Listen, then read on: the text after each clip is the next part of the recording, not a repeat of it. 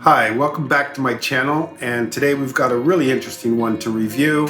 I'm going to have a lot of fun. I'm sure you're going to have fun watching it too, mainly because there's a little bit of a discussion of what retro means and how we define it. And I'm going to be telling you the points from a perspective of a designer. So we're going to be reviewing the new Ford Bronco. I say new Ford Bronco because it is new. This is taking the very popular, very successful Ford Bronco that was developed in the early 60s to a new stage of evolution. So this for me is an absolute stunner of an evolution of a prior vehicle, bringing it bang up to date, and obviously I would say going to be a very successful product for the Ford Motor Company. Obviously we're talking about something that is based on the original design, but again, not using the word retro. It's evolution of a previous design in such a way that shows an evolving design language that still pays respect to the original theme. So we all know that we try to make cars beautiful or products beautiful, but this has a different language of beauty. It's a very rugged, very tough vehicle. So the design is a bit counterintuitive, a bit like an oxymoron. You're looking at something that's absolutely rugged, yet they've made it appealing with an edge of softness to it that if you look at certain features on there, they're not that angled, chiseled design language. They have that sort of just a bit taken off of the edges to give it a little bit of an appeal where you would walk up to the vehicle. It's not a lethal weapon. It's not something out there that's just, defined like it had a military purpose to it. This has got an attractive appeal because they've gone that extra mile to sort of refine the surfaces that come together, that kind of roundness that you expect to see almost in a beautiful car. It's not, again, what we would call a beautiful vehicle, but at the same time they've been able to balance that and bring in a softness or an unhardness, if we want to call it that way, to the vehicle that makes it appealing to be seen anywhere with this vehicle. I mean, obviously it's an off-road vehicle, but this vehicle doesn't look like something that you would just use as a like a chainsaw or something. It has a softness to it that I find very appealing. Again, the scale of the vehicle is changing. So you can see something that looks relatively tame in today's off-road market kind of proportion, whereas the new one, look at those tires, look at the amount of travel that you have on the wheels, that kind of bruiser look for a vehicle. It always astounds me how we can still capture, as designers, we can still capture that grown-up feeling of a vehicle that precedes it by 20, 30 years, and it's kind of matured in a very controlled way. Let's take a side view of it here.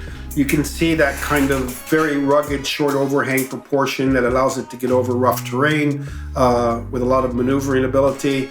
Very high ride height, very large tires. I think those are great on a vehicle like this. They really give it that sense that it'll get anywhere. It'll take you over the absolute worst ground, worst conditions to get you through.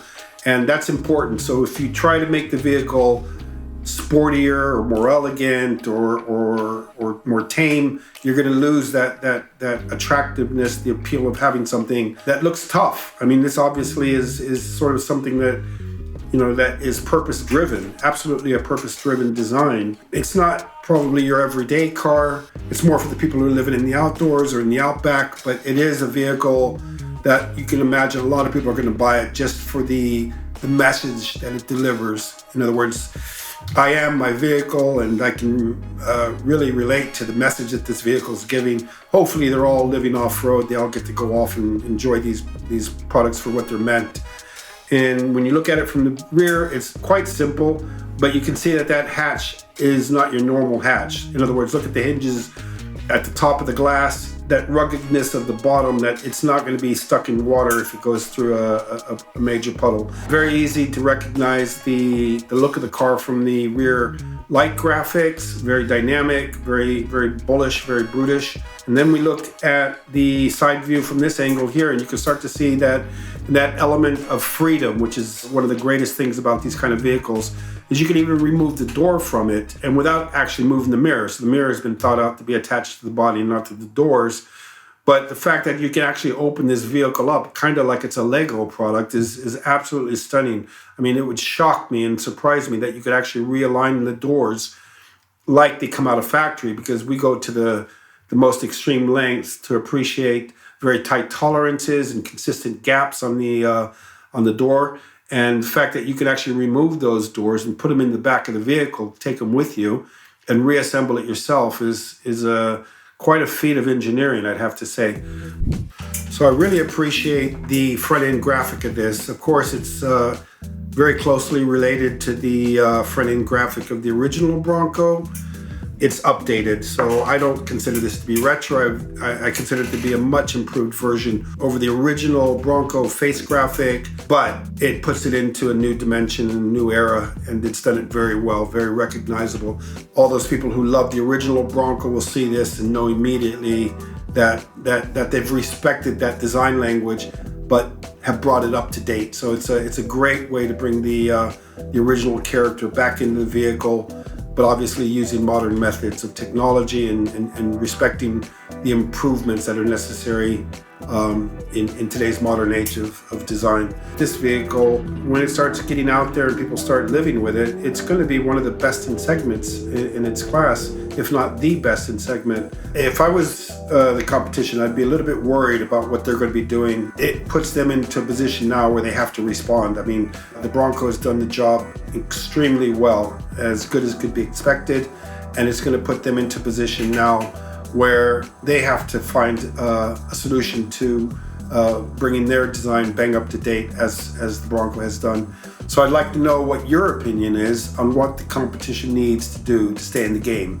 Leave your comments below, and I'll be looking forward to hearing those responses. So I'd have to rate this vehicle on my personal design appreciation, design evaluation scale, probably an 8.9. I think that's pretty high on my scale, because I don't ever think I'll give it, I have never seen a vehicle with a 10, in my opinion. But certainly they've made an extremely good, very, very qualified effort to deliver a vehicle of this quality, of this level, that moves the game on, makes it look instantly desirable at the same time, and appealing. So I think this is the kind of car that I think anybody who lives in that kind of environment will get on the waiting list to get one as soon as possible.